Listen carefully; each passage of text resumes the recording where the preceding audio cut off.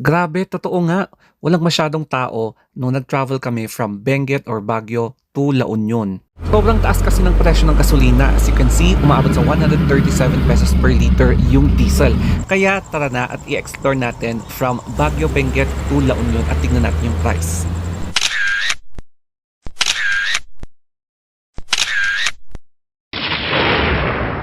Happy Holy Week everybody! So ngayon maglalakbay ulit tayo from Benguet to LU or La Union. At itry natin kung totoo nga bang walang tao. So i-recap lang muna natin itong mga prices ng gasolina dito sa Benguet and La Union. Kitang-kita nyo yung prices ay between 124 to 136 per liter. Kaya umasta muna tayo ngayon bilang isang main character na taga-bundok at bababa doon sa LU. Tapos napansin ko na medyo nagfa-fog dito sa may bandang Donglong. Tignan nyo. Hindi ko alam kung fog nga ba ito or usok. Ay, basta ang importante pababa na kami sa LU. Kapansin-pansin talaga dito sa Nagilian Road na walang masyadong nagbibiyahe kahit na Holy Week. And dumaan kami dito sa Mix-Mix sa Sablan, Benguet. And then, pagbaba namin, papunta na sa La Union, as in ganito lang siya. Lalo na nung nakarating na kami sa bandang Nagilian na. Ganito talaga siya As in, halos wala kaming nakakasalubong talaga na nagbibiyahe. Na-shock talaga ako kasi hindi ko akalain na Holy Week, ganito yung maabutan mo sa kalsada dito sa Nagilian Road from Baguio City to La Union as in. Halos wala talagang pinagkaiba yung prices ng diesel dito sa LU versus sa amin sa Benguet or Baguio. Kasi naglalaro siya between 134 to 137 pesos per liter yun ha. Mapa local man or kilalang brand ng gasoline station dito sa LU. At dahil dyan, dumaan muna kami dito sa San Luis del Mar Resort sa Bawang, La Union. Ito nga pala yung sinerve nila sa amin na pinakbet tapos sinigang na bangus belly o di ba ang sarap-sarap.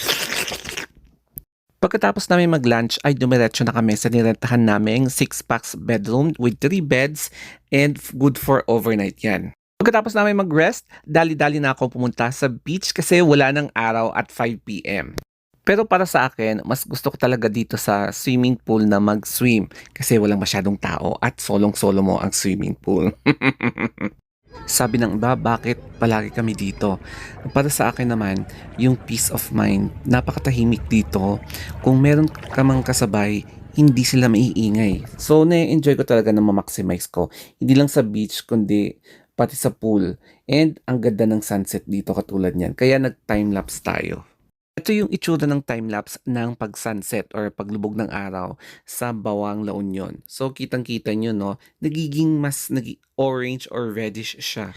Pero nahulog yung phone ko, kaya ganyan na lang. And afterwards, ayan, prepare ko na yung sarili ko at bumalik na sa room. So, kinagabihan, lumabas kami para kumain sa labas. Pero chinek muna namin yung mga prices sa shelf. So, nagulat kami walang tao. Tapos, same din pala yung price katulad dito kaya nakakashock din talaga. So pumapalo din pala between 124 to 137 pesos per liter. Pero Holy Week lang to ha, hindi yung katulad ngayon na mas mataas yung price per liter.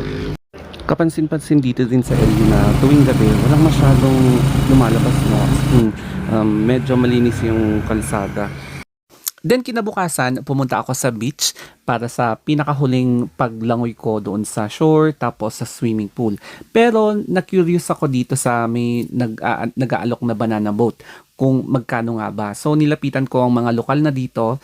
Sabi ng mga fisherman na to, 100 pesos per head. Tapos a duration of 30 minutes to 1 hour.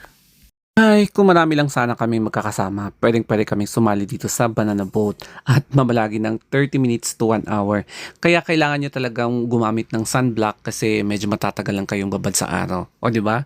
So anyway, bumalik na ako dito sa pool and nag-enjoy ng ilang minutos bago kami mag-prepare para pupunta sa ibang hotel. O, di ba? Kasi 2 nights and 3 days kami dito sa LU. After swimming, kailangan na namin mag-check out before noon.